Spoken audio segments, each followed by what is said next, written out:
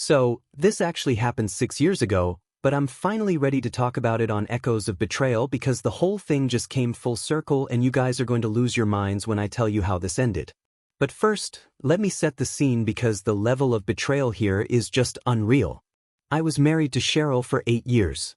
We had my daughter Sky, who was 8 at the time, and I thought we were just going through a rough patch like most couples do. I was working at a warehouse, making barely above minimum wage while trying to finish my business degree at night. But I figured we were building something together. Cheryl always complained that I wasn't ambitious enough, that her brother Nolan was already managing his own department at some tech company while I was still loading trucks. She'd compare us constantly, and it drove me crazy. But I kept thinking she'd see my potential eventually. What I didn't know was that Cheryl had been talking to my own family behind my back for months. My parents never thought I was good enough for her anyway. They always loved Nolan more than me, always talked about how he had his life together while I was still figuring things out. Turns out they'd been having these little family meetings about how I was dragging everyone down and Cheryl deserved better. So, Christmas morning comes around and we're all gathered at my parents' house like usual. Sky is opening presents. Everyone's acting normal. And then Cheryl pulls out this perfectly wrapped box and hands it to me with this weird smile. She tells me it's my special present and everyone should watch me open it. I'm thinking maybe she got me something nice for once, you know? I unwrap it and there's a manila folder inside. I open it up and it's divorce papers completely filled out just waiting for my signature. But that's not even the worst part. Before I can even process what I'm looking at, Cheryl starts this whole speech about how she's done pretending to be happy with a man who has no drive, no ambition, and no future. She tells me she's been seeing Nolan for 6 months, and they're moving in together because he's what a real man looks like. That's when Nolan stands up from behind the Christmas tree where he'd apparently been hiding like some kind of psychopath. He walks over and puts his arm around my wife and tells me he's sorry, but Cheryl deserves someone who can actually provide for her and Sky. He calls me a minimum wage loser right there in front of my daughter. But wait, it gets worse. My parents start clapping. My own mother tells me they've been hoping Cheryl would finally leave me for years because I was never going to amount to anything. My dad chimes in about how embarrassing it's been having a son who can't even support his own family properly. Then little Sky, my 8-year-old daughter, who I'd been raising as my own, looks at me and laughs. She tells me Mommy already explained that I'm not her real dad anyway, so it doesn't matter if I leave. The cherry on top was Olivia, Cheryl's mother, pulling out her phone and recording the whole thing. She's talking about how this is going viral, calling it the biggest loser getting dumped on Christmas like this is some kind of entertainment. Here's the thing. While everyone is laughing and celebrating my humiliation, I just sat there and smiled. I signed those papers right there on the spot without saying a word. Then I looked around the room at all of them and said very calmly that they'd all regret this by New Year's. They thought that was the funniest thing they'd ever heard. Nolan especially was cracking up, asking what exactly I was going to do about it.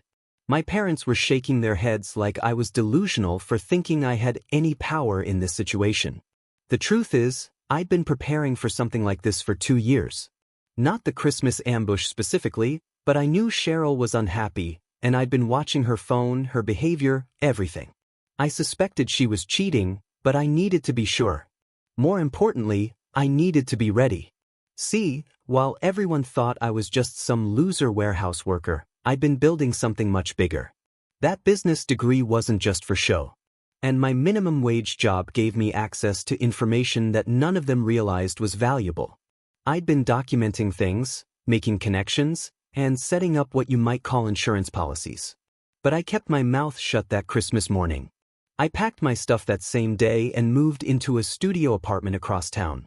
For 6 days I waited. I knew exactly what was going to happen and when. December 31st at 11:47 p.m., my phone started buzzing nonstop. Text after text, call after call, Nolan, Cheryl, my parents, even Olivia. All of them freaking out and begging me to call them back immediately. The first message from Nolan just said, "Dude, what did you do?" Followed by about 15 question marks. Cheryl's messages were even better. She was practically begging, saying it was all a mistake and they needed to talk right now. I turned my phone off and went to bed. Let them sweat it out for New Year's Day. Tomorrow, I'll tell you guys on Echoes of Betrayal exactly what I'd been planning and why they were all panicking. Trust me, this is just the beginning. Update 1. Holy crap, you guys. The response to my first post on Echoes of Betrayal has been insane. Some of you are asking what exactly I did to make them all panic. And trust me, I've been waiting 6 years to tell this story properly.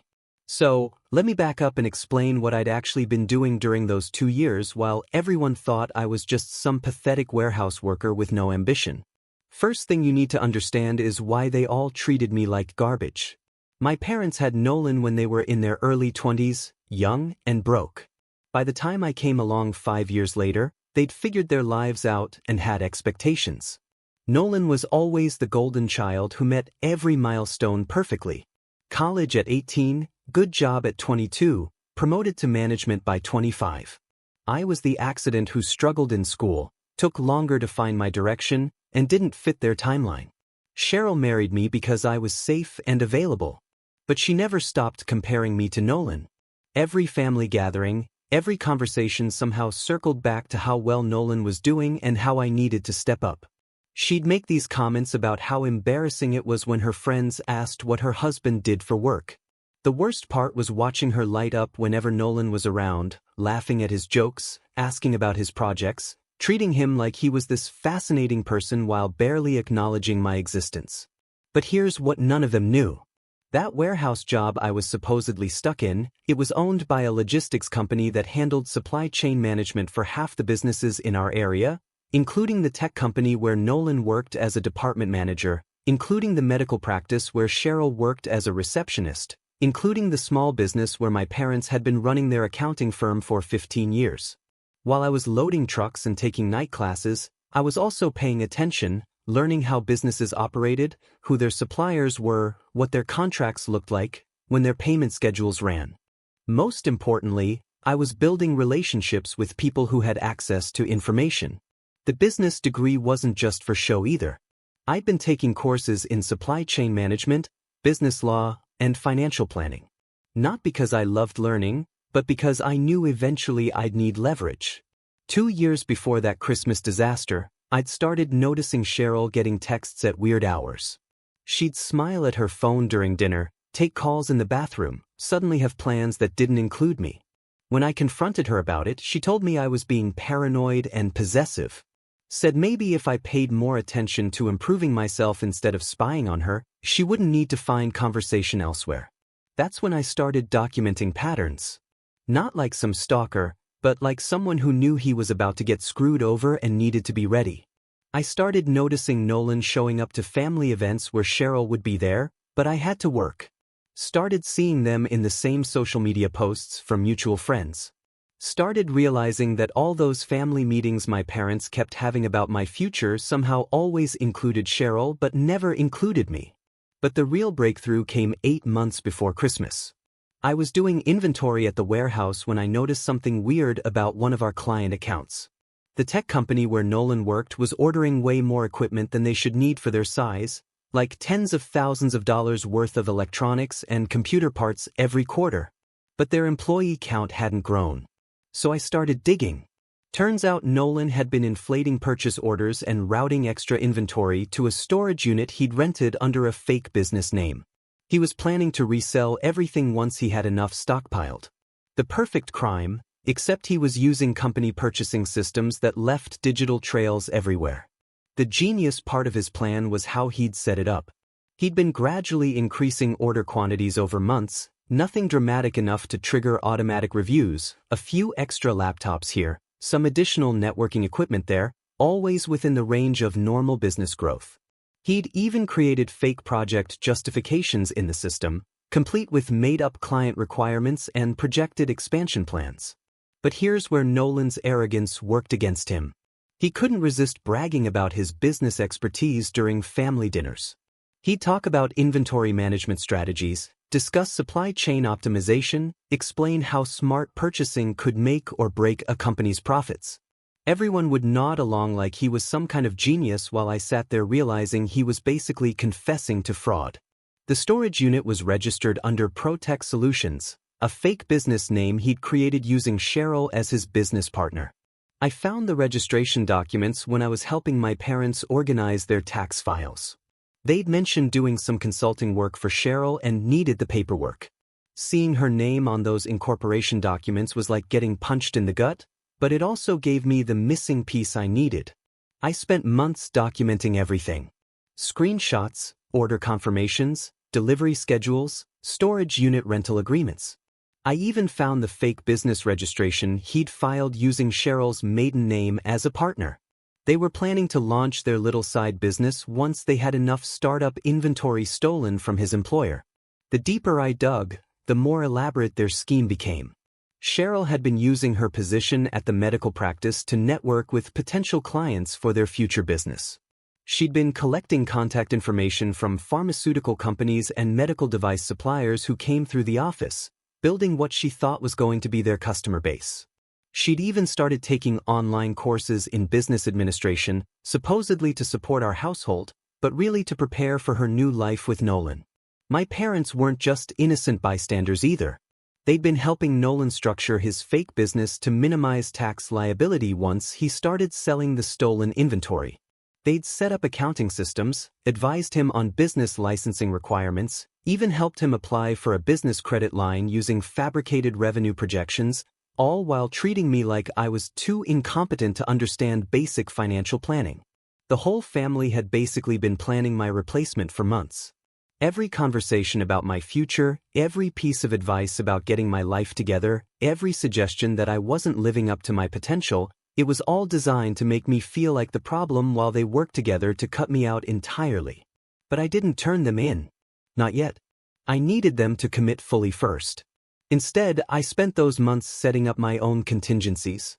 I incorporated my own consulting business and started building relationships with their suppliers. I learned exactly how their purchasing systems worked and who the key decision makers were. Most importantly, I figured out the timing of their plan. The consulting business wasn't just a cover. It was my nuclear option. Through my warehouse connections, I'd started doing legitimate inventory optimization work for several companies in the area. Small projects at first, but each one taught me more about how businesses tracked their assets and where the vulnerabilities were. More importantly, it gave me credibility when I started reaching out to larger companies about security concerns in their supply chains. I'd been methodically building relationships with purchasing managers, compliance officers, and internal auditors across multiple companies for over a year. Not because I was planning some elaborate revenge fantasy, but because I knew eventually I'd need allies when everything fell apart. These weren't random people. They were professionals who had seen inventory theft before and understood how much damage it could do to a company's reputation. They were waiting until after Christmas to make their move. Nolan was going to quit his job in January and claim he was starting his own tech consulting firm. Cheryl was going to divorce me and move in with him, using the profits from their stolen inventory to fund their new life together. My parents had agreed to help them get started by doing their business accounting for free. That's why they picked Christmas morning for their little ambush. They thought it was hilarious timing. Get rid of the dead-weight husband right before starting their exciting new adventure together. What they didn't realize was that I'd been feeding information to Nolan's employer for months. Not directly, but through consulting work I'd been doing with their parent company, small suggestions about inventory control, recommendations for audit procedures, casual mentions of security concerns I'd noticed in the industry. By December, they'd already started implementing new tracking systems. They just hadn't told their department managers yet. December 31st was the day Nolan tried to execute the final phase of his inventory transfer, except when he showed up at the storage unit, company security was waiting for him along with law enforcement, along with auditors who'd been tracking every fraudulent purchase order he'd submitted for the past 2 years. That's when my phone started exploding with messages because suddenly they all realized that the pathetic minimum wage loser they just humiliated on Christmas might have had something to do with their entire plan falling apart. But that was just the beginning. Tomorrow I'll tell you about the conversations I had with each of them over the next few days and how I made it very clear that their problems were just getting started on echoes of betrayal. Update 2. Okay, so you guys have been blowing up my inbox asking for the details of those conversations on echoes of betrayal. Trust me, this is where it gets really satisfying because each one of them tried a different approach to fix what they thought was just a misunderstanding. January 1st, I finally turned my phone back on and had 247 missed calls and texts. I decided to handle them in order of how much they'd betrayed me, starting with Nolan. He called me within 5 minutes of my phone coming back online. The conversation was exactly what I'd been preparing for. He starts off trying to sound casual, asking where I've been, and if I saw the crazy mix-up that happened at his storage unit. He tells me some security company made a mistake and thought he was stealing from his employer. But obviously, that's ridiculous because why would he risk his career over some equipment? I let him talk for about 10 minutes, just listening to him dig his own grave deeper. He's explaining how this is all just paperwork confusion, how the police obviously didn't understand business operations, how his company's inventory system must have glitched. The whole time he's fishing for information, asking if I might know anything about how this happened since I work in logistics. The desperation in his voice was incredible. This is the same guy who'd been calling me a minimum wage loser for years. And now he's practically begging me for help because he thinks I might have connections that could save him. He kept talking about how family should stick together during difficult times, conveniently forgetting how he'd literally hidden behind a Christmas tree to ambush me just a week earlier. What really got me was how he kept trying to minimize what he'd done. He called it inventory management errors and administrative oversights, like stealing tens of thousands of dollars worth of equipment was just a bookkeeping mistake. He actually tried to convince me that he was doing his company a favor by identifying security vulnerabilities in their purchasing system. That's when I told him I knew exactly how it happened because I'd been documenting his theft for 8 months. The silence on his end was beautiful.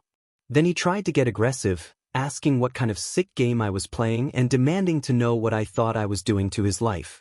So, I explained it to him very carefully. I told him about every screenshot I'd taken, every delivery record I'd copied, every fake purchase order I'd traced back to his login credentials. I explained how I'd been sharing security concerns with his parent company's compliance team for months and how their new audit procedures were specifically designed to catch exactly what he was doing. But here's the part that really broke him. I told him I also had copies of all his communications with Cheryl about their business plan. Every text about profit projections, every discussion about client lists she was building, every conversation about when they were going to launch their company using stolen inventory as startup capital. He tried to convince me that it wasn't really stealing because he was planning to pay the company back once his business took off. He actually said the words paying it forward like he was doing some kind of favor for his employer. When that didn't work, he switched to begging, saying he'd split the profits with me if I helped him make this go away. That's when I told him about the civil lawsuit his former employer was filing against him personally for recovery of stolen assets and about how they were also going after Cheryl as his business partner and my parents as his financial advisors. Everyone who'd helped him set up ProTech Solutions was going to be held liable for the damages.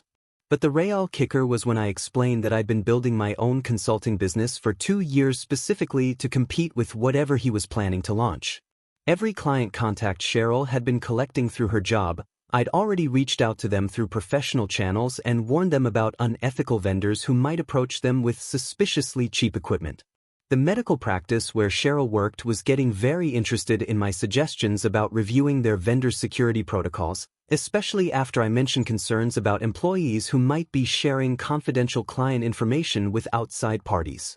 Nolan completely lost it at this point. He started screaming about how I was a pathetic loser who was jealous of his success, how I'd never amount to anything on my own, how this was all because I couldn't handle that Cheryl chose a real man over a warehouse worker. He threatened to sue me for industrial sabotage and defamation. I just laughed and told him he was welcome to try, but he might want to focus on finding a good criminal defense attorney first because the fraud charges were just getting started. The call with Cheryl was even better. She tried the innocent act first, crying about how she never meant for any of this to happen and how she was just trying to build a better future for Sky. She claimed she didn't really understand the business side of what Nolan was doing and thought everything was legitimate. But what really amazed me was how quickly she tried to throw Nolan under the bus once she realized how much trouble she was in. This woman who'd spent months planning to leave me for him, suddenly started talking about how he'd pressured her into signing documents she didn't understand, and how she'd been afraid to question his business decisions because he had such a strong personality. She kept asking if there was any way to fix this, if maybe we could work together to make it all go away. She actually suggested that if I helped her get out of this mess, we could try marriage counseling and start fresh. Like, I was supposed to forget that she'd handed me divorce papers on Christmas morning while my 8-year-old daughter laughed at me. I walked her through every document I had with her signature on it, every business registration she'd signed as his partner, every bank account she'd helped him open, every client contact she'd illegally copied from her employer's database. I explained how conspiracy charges work and how her name was all over everything. She tried to blame Nolan, saying he'd manipulated her into helping him and she was just a victim in all of this. She actually had the nerve to say she still loved me and wanted to work things out if I could just help her fix this one mistake. That's when I told her about the conversations I'd had with her supervisor at the medical practice. Turns out they take patient privacy very seriously, and employees who share client information with unauthorized parties face immediate termination and potential legal action. Her boss was very interested to learn about Protect Solutions and Cheryl's role in building their client database. But what really destroyed her was when I explained that I'd been tracking her social media activity for months. Every post about business networking events she'd attended with Nolan, every photo of them together that she thought she'd hidden from me, every check-in at restaurants and hotels when she was supposed to be working late. I had a timeline of their entire relationship, complete with receipts and location data. Her employer was getting a very detailed report about her use of company time and resources for personal business development. The panic in her voice when I started reading specific dates and locations was satisfying in a way I can't even describe. All those times she'd told me she was working late or going to training seminars. I had GPS data showing her at romantic dinners with Nolan or business meetings for their fake company. All those client contacts she'd been building for their future business. I had screenshots of her accessing patient databases after hours and copying information to her personal devices. Her supervisor at the medical practice was very interested in these patterns, especially since several pharmaceutical companies had reported receiving unsolicited contact from someone claiming to have insider access to prescribing patterns and patient demographics. The conversation with my parents was the most satisfying because they tried to play the authority card. My father started lecturing me about family loyalty and how I was destroying relationships over a simple business misunderstanding. My mother chimed in about how disappointed they were in my vindictive behavior and how I needed to think about what this was doing to Sky. I let them finish their speeches, then asked if they wanted to explain their role in helping Nolan structure his fraud scheme to minimize tax liability. I read them excerpts from the business plan they'd helped him write, complete with revenue projections based on stolen inventory. The silence was incredible. Then my father tried to claim they were just providing general business advice and had no idea the inventory wasn't legitimate. So I reminded them about all those family meetings where they discussed my financial failures and how much better off everyone would be once Nolan took over supporting Cheryl and Sky. I told them their accounting firm was about to lose several major clients who weren't comfortable working with professionals who helped structure criminal enterprises. Amazing how fast word travels in professional circles when someone provides detailed documentation about ethical violations. See, what my parents never realized was that their little accounting firm depended heavily on referrals from other professionals in the area. When word got out that they'd been helping structure a business built on stolen inventory, suddenly other accountants, lawyers, and business consultants started questioning their judgment. I'd been very careful to share my concerns about Protect Solutions with several key people in the local business community, always framing it as general security awareness rather than specific accusations. But business owners talk, and when multiple people started mentioning that the same accounting firm had helped set up a company that was now under criminal investigation, patterns emerged. 3 of their biggest clients quietly moved their business elsewhere within the first week of January. 2 others requested detailed audits of all work my parents had done for them over the past year. My mother actually tried to guilt-trip me by saying I was destroying the family over money and pride. So, I explained that they'd already destroyed the family when they decided to help my brother steal from his employer and steal my wife while humiliating me in front of my daughter. But here's what none of them realized. Everything I'd done was completely legal. Every connection I'd made, every piece of information I'd shared, every business relationship I'd built was legitimate. I hadn't broken any laws or violated any professional standards. I'd just been better at playing their game than they were. The best part is that I'm not done yet. Tomorrow, I'll tell you guys on Echoes of Betrayal about the final phase of my plan and how 6 years later, they're still dealing with the consequences of that Christmas morning. Final update. Alright guys. This is the conclusion you've all been waiting for on Echoes of Betrayal. 6 years later, and every single one of them is still dealing with the consequences of that Christmas morning betrayal. Let me start with what happened to each of them over the years because the domino effect was absolutely beautiful to watch. Nolan got hit the hardest obviously. The criminal charges stuck: conspiracy to commit theft, fraud, filing false business documents. He spent 18 months in county jail and had to pay back over $60,000 in restitution to his former employer. His tech career was completely destroyed because word spread fast in the industry about why he was terminated. No reputable company would touch him after that. But here's the really satisfying part. His arrogance never went away. Even after everything collapsed, he kept insisting he was smarter than everyone else and that he'd been set up. He burned through 3 different defense attorneys because he kept trying to tell them how to do their jobs. During sentencing, he actually tried to represent himself for part of the hearing and argued that his theft was really innovative inventory management. The judge was not impressed.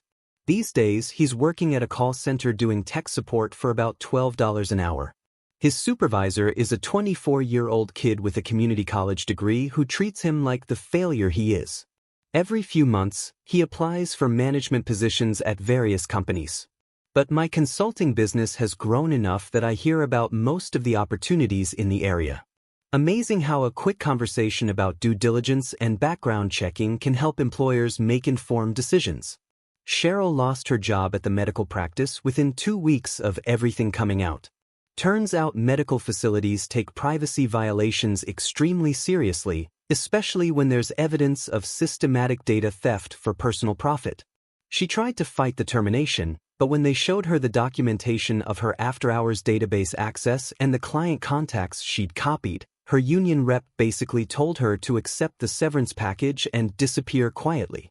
She's been working retail jobs ever since, mostly part-time, because her background checks keep flagging the privacy violations. She tried to go back to school for a career change, but student loan applications require employment verification, and her references from the medical practice are not exactly glowing. The divorce was finalized about 8 months after Christmas, and the custody arrangement was interesting.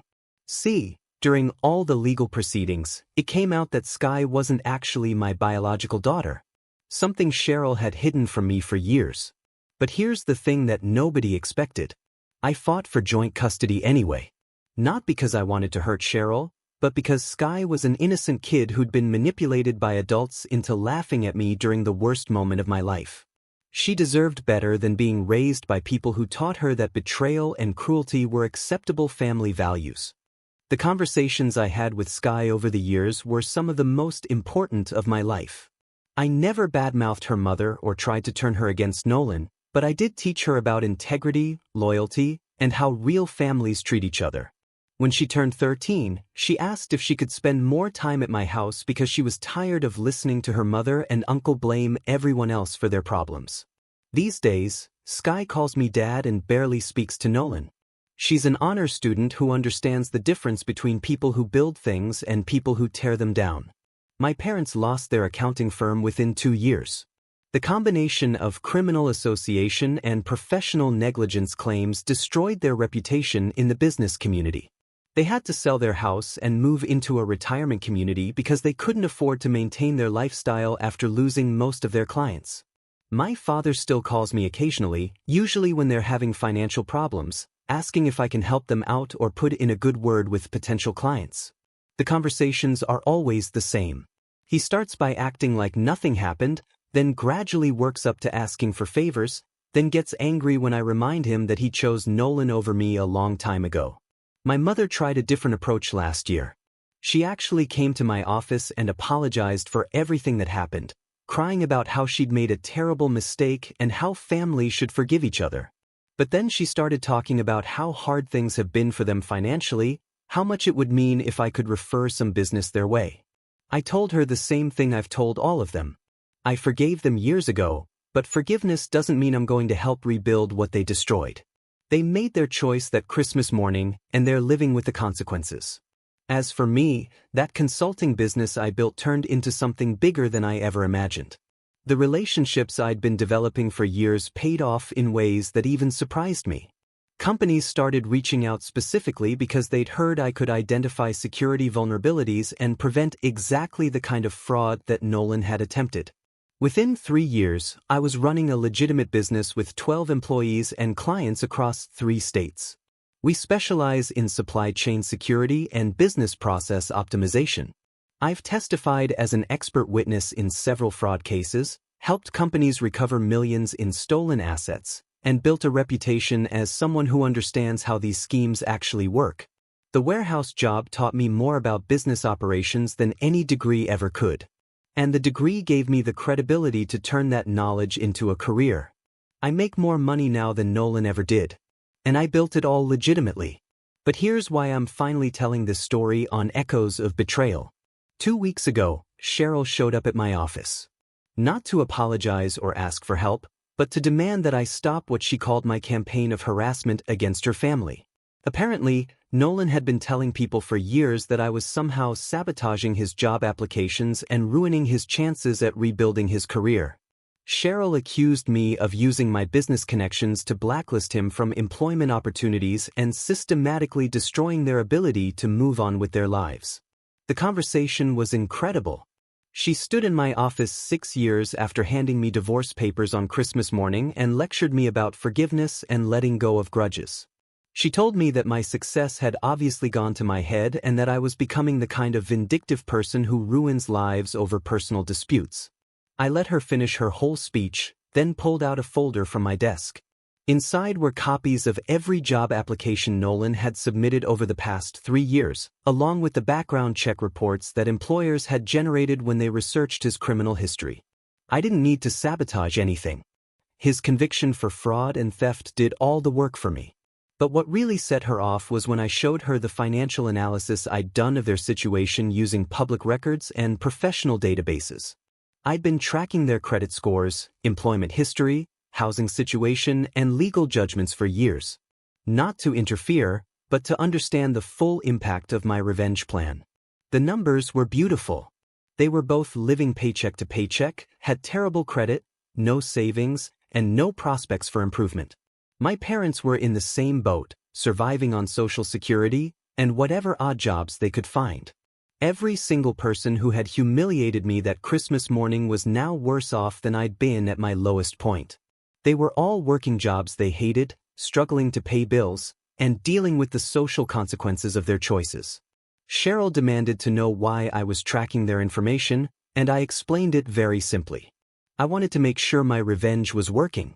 She called me obsessed and said I needed therapy to deal with my anger issues. So, I reminded her about the video her mother had taken that Christmas morning, the one where she'd planned to humiliate me for internet entertainment. I told her I'd been waiting 6 years for one of them to acknowledge what they'd actually done to me. And instead, they were all still acting like victims of some misunderstanding. That's when she finally broke down and admitted that the whole thing had been planned for weeks. The divorce papers, the hiding behind the Christmas tree, even coaching Sky on what to say. It was all designed to maximize my humiliation because they thought it would be funny to destroy me in front of the family. She said they never thought I'd be able to do anything about it because I was just a warehouse worker with no connections or resources. They'd underestimated me completely and now they were all paying the price for that mistake. But here's the thing that made the whole conversation worth it. She asked if I was satisfied now, if seeing them all struggle was enough to make me feel better about what happened. I looked at her across my desk in my office, surrounded by the success I'd built specifically to prove them all wrong. And I realized something important. I wasn't satisfied at all. I was vindicated, successful, and completely justified in everything I'd done. But I wasn't satisfied because satisfaction would mean I was ready to stop. And I'm not ready to stop. They regretted their choice by New Year's, just like I promised. But regret isn't the same as consequences. And consequences last a lot longer than 6 days. The best part is that everything I did was completely legal and entirely their fault. I didn't break any laws, violate any professional standards, or do anything unethical. I just refused to help them escape the consequences of their own actions.